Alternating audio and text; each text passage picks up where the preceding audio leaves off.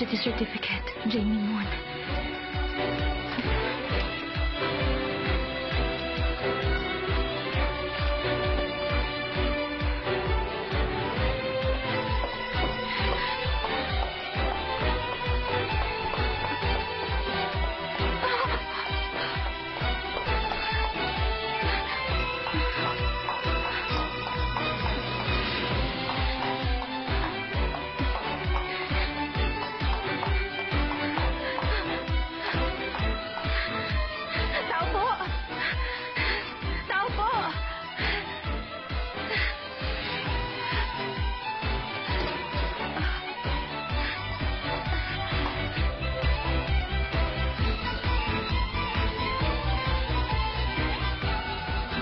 University certificate, Emily Jan.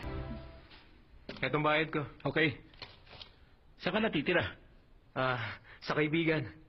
Anyway, maraming salamat. Okay.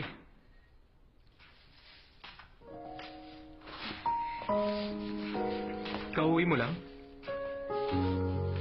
Mukhang may uwi kang soju ah. Kung okay sa'yo, yayayain sana kitang uminom kasama ako. Okay lang kahit sandali?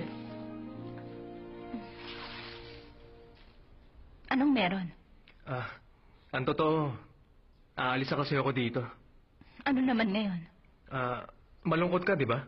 Ang ibig ko sabihin, kahit sandali, naging magkapit-bahay tayo. Pero hindi man lang kita nakilala. Pagod na kasi ako. Goodbye. Teka, sandali lang. To be honest, well, matagal na kasi kitang gusto. Ako si Marco Song. It's nice to meet you. Mula pagkabata, sa Japan ako nag-aral. Pero bigla nagkasakit si Papa. Kaya bumalik ako. Dahil sa company namin. Ako kasi... Ano ba yan? Bakit? Ano yan? May nakakatawa ba? So, ikaw ang tagapagmana ng kumpanya. Pagod ka na sa mga babaeng pera lang ang habol kaya nagpanggap kang mahirap. Nakita mo ako at na-in-love ka. Ano? Yun ba ang plot ng kwento mo? Oo. Tama ka. Ilang drama bang pinanood nito? Bakit? Anong nangyayari? Kaya kung okay lang... Matanong ko lang, hinahanapan ka ba ng future wife ng parents mo? Oo, ganun nga. Ano bang kalokohan to? At may kapatid ka ba sa labas na nakikiagaw sa mamanahin mo? Uy, below the belt na yan, ha? Wala naman. I'm an only child. So if you'll allow me... I'm sorry pero hindi ako interesado. Sorry. Hindi ako nabuhay sa mundo para magpauto sa lalaking walang kinabukasan. Humanap ka ng mauuto mo sa fairy tale mo. Walang kinabukasan? Anong karapatan mong sabihin yan? Hindi mo siya kilala. Sandali nga. Naghahanap ka ba ng gulo? Iniinsulto mo ang kaibigan ko. Tama na. Okay lang ako. Pasensya ka na. Hindi ka marunong mag-sorry? Bakit ko ba kailangan mag-sorry? Ininsulto mo lang naman yung tao. Hindi mo ba alam? Pumasok ka na. Sige na. Miss, pumasok ka na rin.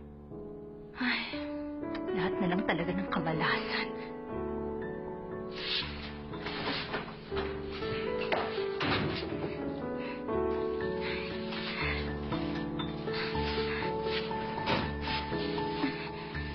Ay, naku, nakakainis. Pinatulan ko rin kung hindi lang yung Tama babae. na, Nathan. Natatawa ka? Tingin mo ba nakakatawa yun? Ininsulto ka, di ba? Pabayaan mo na. Aalis na naman tayo dito eh.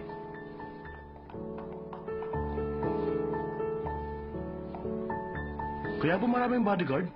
Binenta bang hotel sa Mondo Group? Paano na tayo? Bakit ganun? Maganda background niya.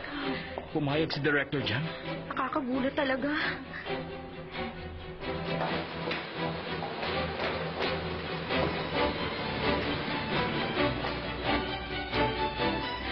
화장을